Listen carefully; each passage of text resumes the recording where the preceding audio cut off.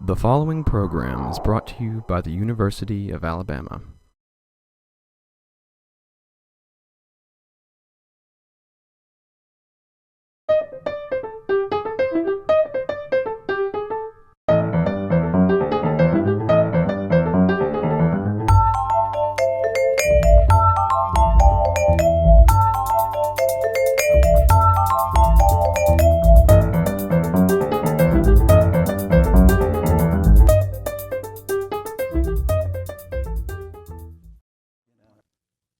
This year's winner of the Clarence Cason Award for Excellence in Nonfiction has a long career in journalism at the Birmingham News and is the author of a shelf of books on Alabama.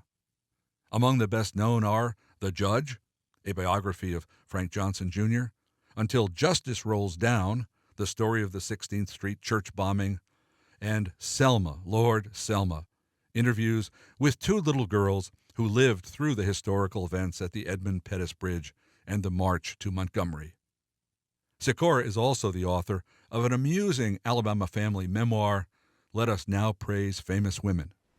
I spoke with Frank Sikora in our studio in Reese Pfeiffer Hall on the campus of the University of Alabama. Mr. Sikora, it's nice to see you. Thank you. Nice to be here. This is a conversation we should have had over the years, but we'll have it now. We'll have it now, yes. You're a long time resident of Birmingham, and today you're in Tuscaloosa because you are this year's winner of the Clarence Cason Award for Distinguished Nonfiction Writing. And I'm honored by that and humbled, and I'm in a lot of good company. A lot of great people have earned this thing before me, and they're all great writers, I thought. You know, some of them I knew, some of them I didn't. Well, some of them are colleagues of yours and have been working side by side up in Birmingham. That's right. Clyde Bolton, and to name one. And yeah. Well, these are all writers. One of the requirements of winning the Clarence Cason Award, besides distinguished nonfiction, is that you have a strong Alabama connection. You have a strong Alabama connection, but you didn't start out with one. No. Your roots are elsewhere. I'm from Byesville, Ohio, which is a town of 2,000, about 80 miles east of Columbus. Uh-huh. And I married a girl from Wellington, Alabama, and we married in Ohio. And I think about 5 years after that, she wanted to come back home. She got tired of those winters up there, and so we came down here. And of course, I'm without a job. And up there I was driving a truck and working in a warehouse, but I'd wanted to be a writer or a newspaper reporter, and I couldn't find one up there because I had no experience and no education. And you know, up there in Columbus, Ohio, you got Ohio State. It's just swarming with journalism students looking for jobs, you know. So anyway, we got down here, and I'm sitting out there in Wellington, Alabama, you know, in a little crossroads community, sort of like the Depression, looks like. And one day there was an ad in the paper about a job on a dairy farm, and I was going to try for it. And you had to apply at the state employment office in Gadsden. Now, my brother-in-law worked in Gadsden. He had to be there at 6:30 in the morning. And so I said, I'm going to catch a ride with you Monday morning. He said, okay. So he left about 6, so he had to get up pretty early, and got there and let me off on the main street, and I walked up to the employment office, and it didn't open until 8:30.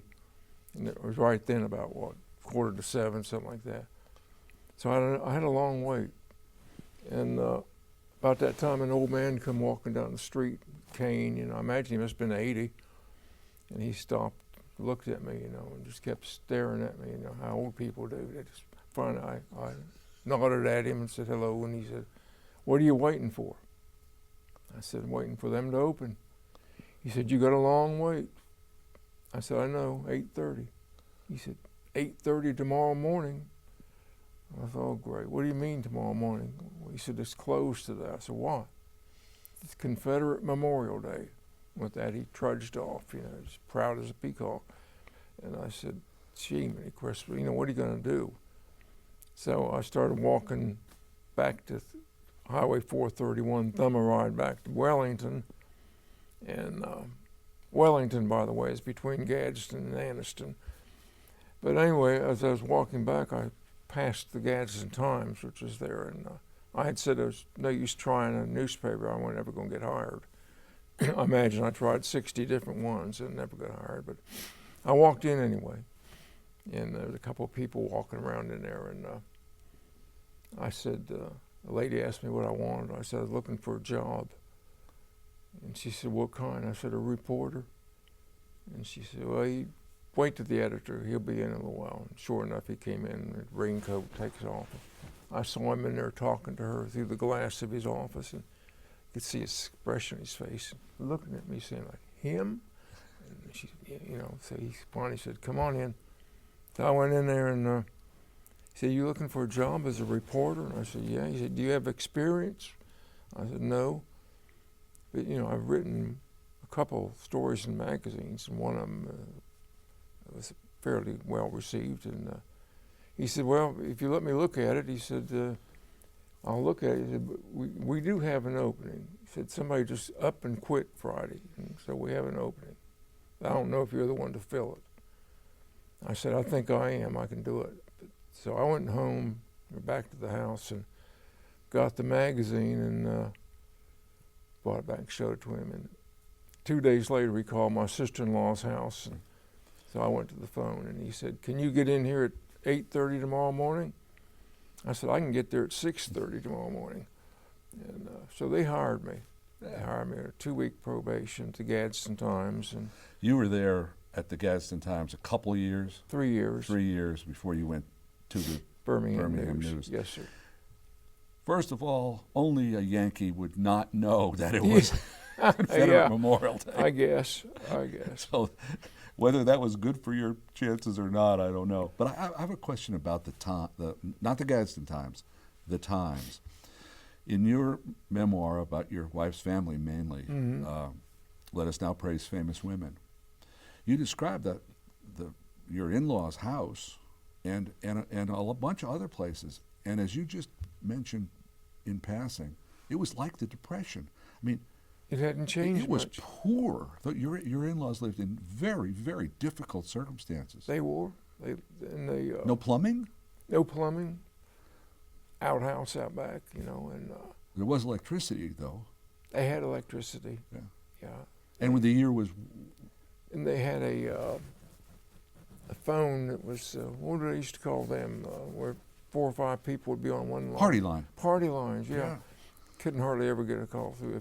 Not that I made that many calls, but it was, and it was the house. I don't think had probably changed much in the 30 or 40 years since the Depression, and they lived. You know, they got up in the morning and they made cornbread and biscuits and stuff like that. You know, they ate beans. And we're talking about 1964, 65, Yeah. 66. 64. I don't think most people realize that rural Alabama or small town Alabama hadn't changed much in the last 40 Well, years. you know, I had to think, well, does everybody in Alabama live like this? And I realized they didn't, you know, because there were houses with, you know, swimming pools and stuff, you know, so. But not in Calhoun County. Not in Wellington, no. And Your years at the News, which was 67 to 99. yes, exactly. That's a good long time. Yeah. Did you have a beat? Did you have a particular specialty? No, well, I was a state reporter. I just covered the state generally, whatever was going on in different places I went to. You know, like a lot of weather stories, hurricanes. I'd go down to the coast, you know, and sit on them. And but you know, if a murder occurred somewhere, and I'd go there, you know, whatever. And a lot of weather stories and things like that. You know.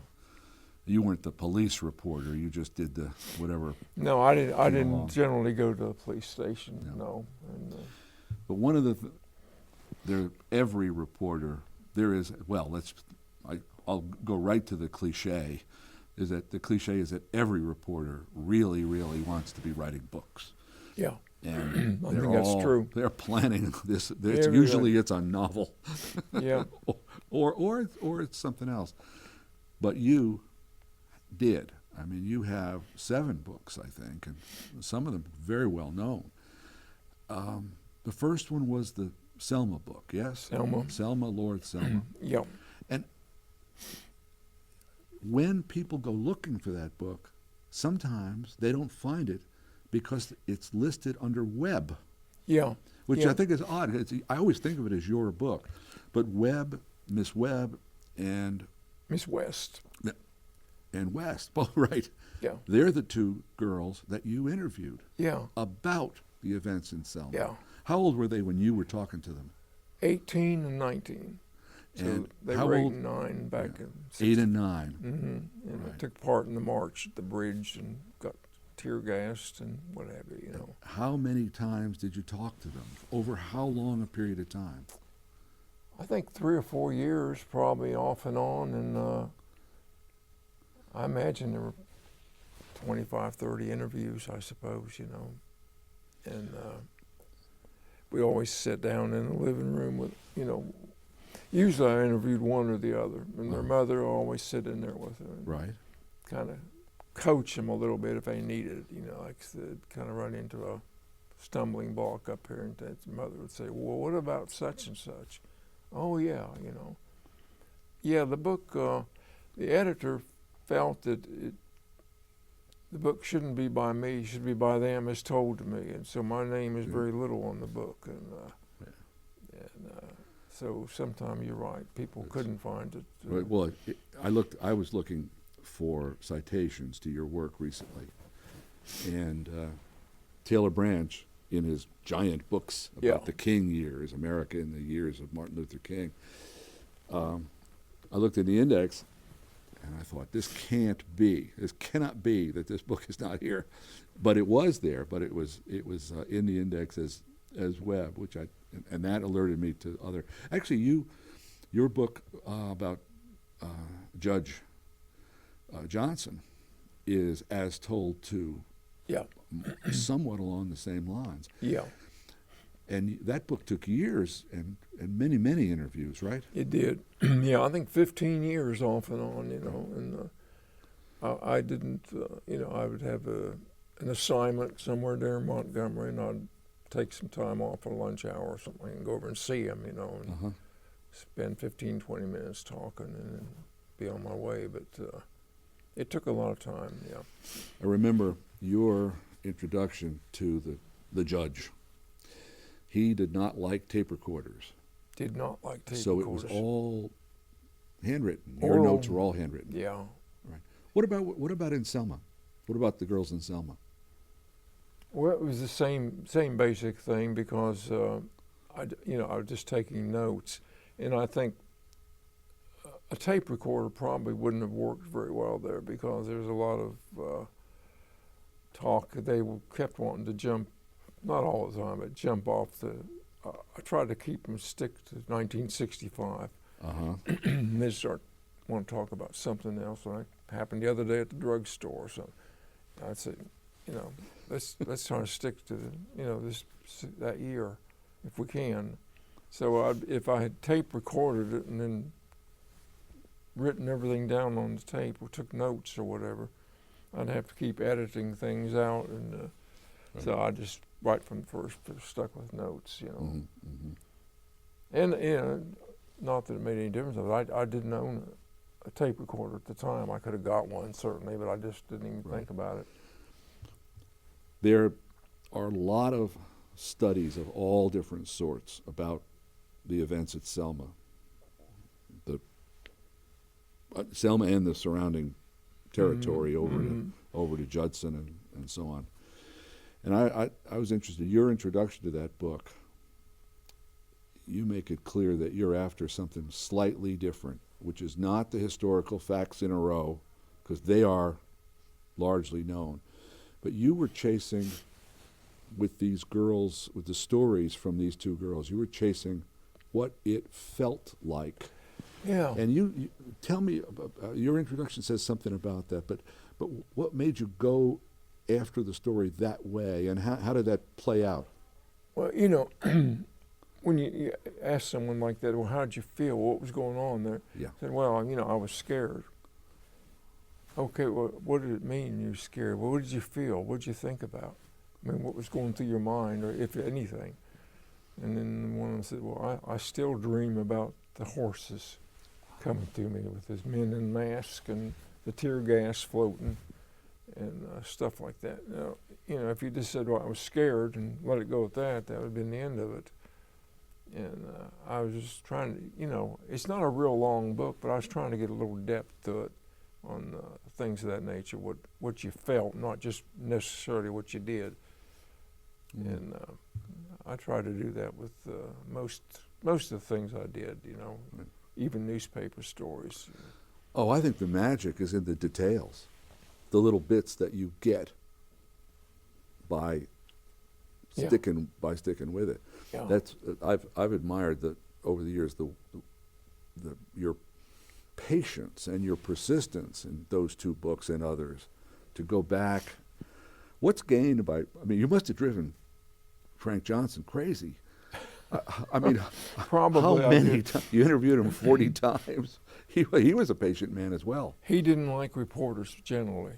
And it took me a while to get down there and get to see him, because I called him, or called his office, and one of his law clerks answered us a year or so before, and said, the judge thanks you for your interest, but he does not give interviews. Click. And I thought, well, I don't know if Johnson said that or not. So I went down there one day and just went into the courthouse and went into his office, and the secretary asked what I needed, or did I have an appointment or anything. I said, no, I'd just like to see the judge if I could for a minute. And I told her who I was, and she said, well, he's busy, but we'll see. About that time, the door opened, and he walked out with some papers and handed them to her, and he looked at me and said, can I help you with something? Brisk, and I thought, yes, sir, I'd like to talk to you for just a second. He said, well, come on in, I got a minute. So I went in. He said, what's on your mind? I said, I'd like to try to write a book about you. And he said, well, okay. Just that okay. Yeah, he said, you got records back there, and you come down and you can look at them, and I'll avail myself to you as much as I can, and talk to you, and we'll see what happens. Right. And make an appointment with the secretary sometimes. So I went out and made an appointment, and that started it. And I thought, but when the first appointment was like maybe 2 weeks from then, I thought by then he would have forgot about it, or somebody would have forgotten about it, and they did. I got down there, and somebody said, I didn't know you were coming, and one of the law clerks said, didn't know he had an appointment. And again, he comes out and said, well, yeah. He said, glad to see you. I said, have you told anybody that we're going to do this? He said, no, but I'm fixing to. I said, good. It's tough to get by them law clerks sometimes. They're like a palace guard. Well, they're very protective, aren't they? Oh, sure. Yeah. Particularly him, And reporters are supposed to not take no for an answer. You're supposed to keep on. Not supposed to, but I would. And, I'm interested in the Judge Johnson thing, that he was receptive to these multiple interviews. They were short. A lot of them were just a few minutes, but still. It's been my experience, basically right here on this program, that even very important people want to have their stories told. They want to tell their stories. And nobody was more important in Alabama civil rights history, or the history of Alabama in the 60s and 70s, than Johnson. But he wanted to, is that your feeling, that he wanted his story told? I think he really didn't care one way or the other. But since I was interested, and then he was. And then at that point, I think at some point he became more interested in saying, I think his wife had a lot to do with it, Ruth Jenkins Johnson. She encouraged him, and she told him to get out and talk to me, Well, good. If he don't want to talk to you, come see me, So she kind of. When the book was finally finished, and published. If my memory serves, of the total number of words in that book, something like 1/3, is that That'd be about right. Are his words? That's right. Right. Yeah. And you let him vet, read those words. Yeah. He wanted to read everything that I wrote that he said. And but he everything didn't else, read what you said. I think he skimmed over it, but he didn't. I think he made a couple corrections or put a big red no on something. I can't remember. Right.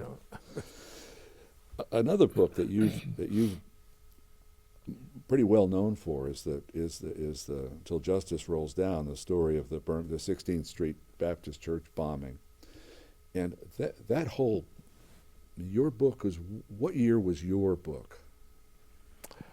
Well, you got me there. I'm trying to think. I forget myself. It's a good long time ago. I can't even remember. It was the first one done. It was the first one, but it's interesting to me as a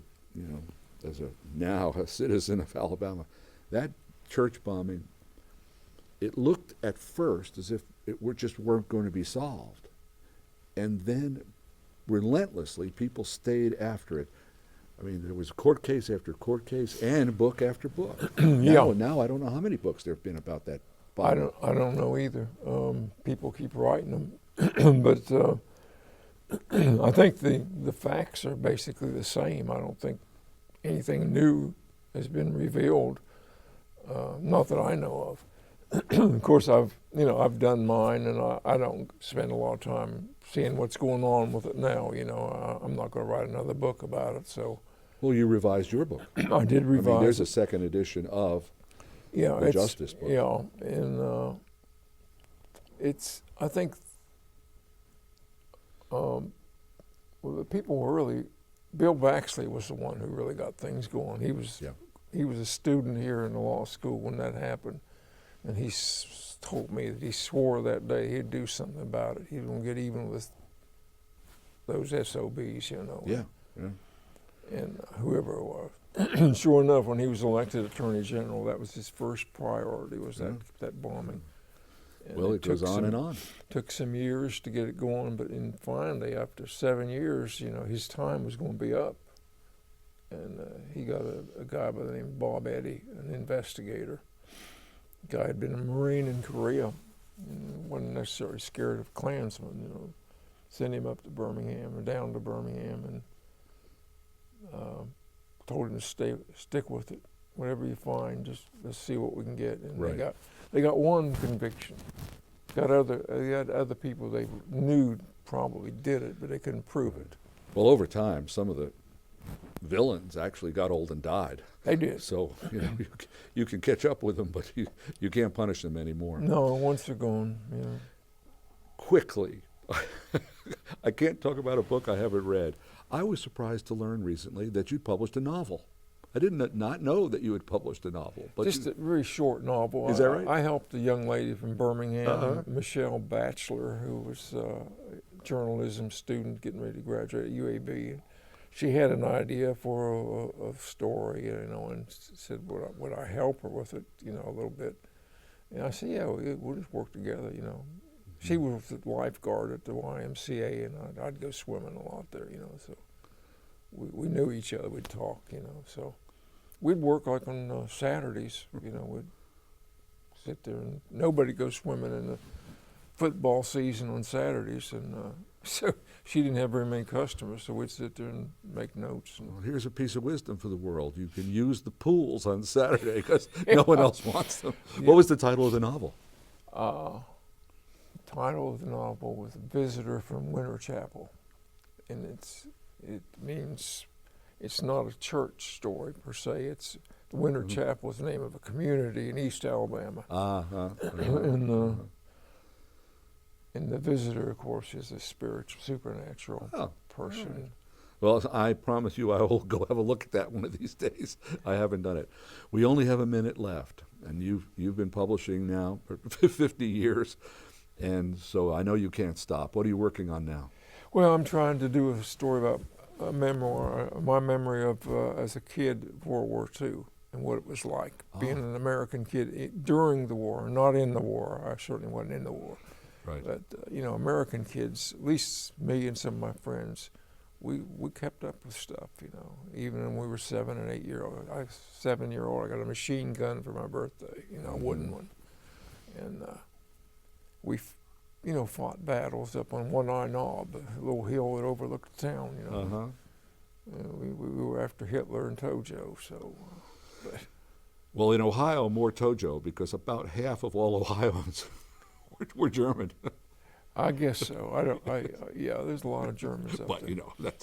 that's irrelevant. So, by the time the war was ending in 45, you were 9 years old. I was, yeah. Yeah, well, that's... distinctly remember it, too. And a guy Absolutely. came down and said, "Did you hear about the big bomb we dropped on the," he said, "Japs?" Sure. No. What is it? It's called an atom bomb. Who's Adam? He's the guy that invented it. And, Oh, that's perfect. So,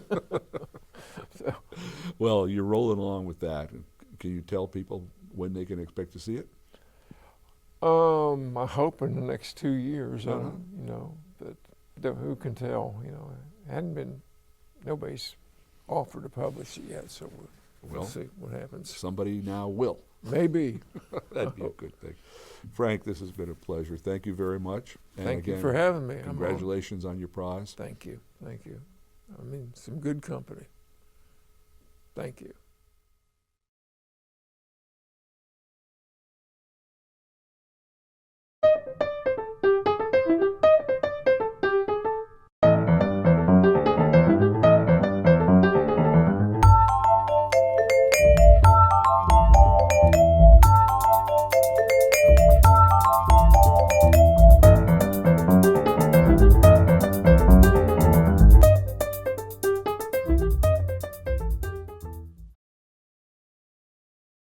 To order this season of Bookmark on DVD, call 1-800-463-8825. Additional information can be found on our website at www.alabamatv.org.